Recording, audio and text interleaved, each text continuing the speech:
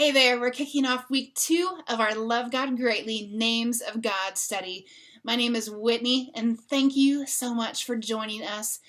We come to the name Jehovah Rohi this week, and that means the Lord is my shepherd. And what a timely passage we come to in Psalm 23 as we come off of the events, the tragedy in Paris this weekend. If you are studying with us from France, we want you to know that our hearts are with you, our thoughts and our prayers are with you. And though we grieve with you, we do not grieve without hope because we serve a God who sees, who provides, who is our shepherd, who longs to lead us through the valley, causing us to fear no evil because he is with us. So find comfort in this psalm today with me. One thing that I discovered as I was reading through is that David turns and makes a dramatic shift in the way that he is speaking about God in this chapter. At the beginning, he does just that. He speaks about God. He refers to him.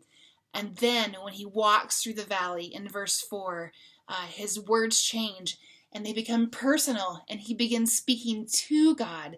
And I love that picture of running to God in the valley, that we can't help but turn our hearts and our attention to him, because that oftentimes is what draws us to him.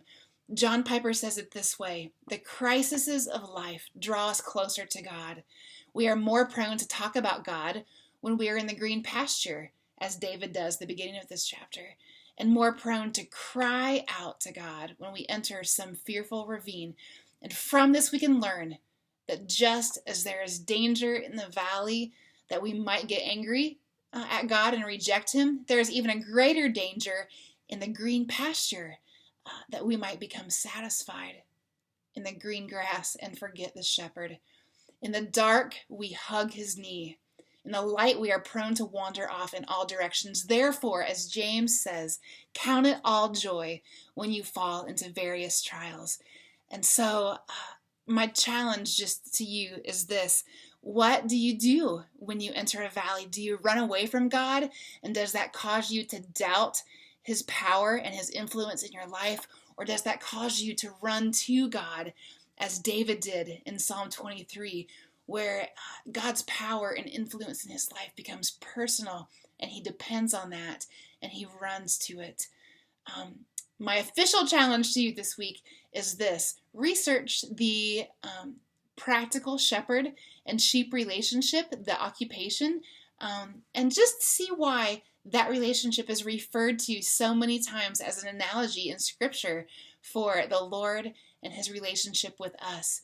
He is the shepherd and we are the sheep. Find out reasons and talk with your group why that analogy works for so many different reasons. Find out the personality of the shepherd and the sheep. Find out the different ways that the shepherd cares for the sheep. And then spend time just really thanking God for the way that he shepherds us and he leads us in the green pasture, but especially in the valley.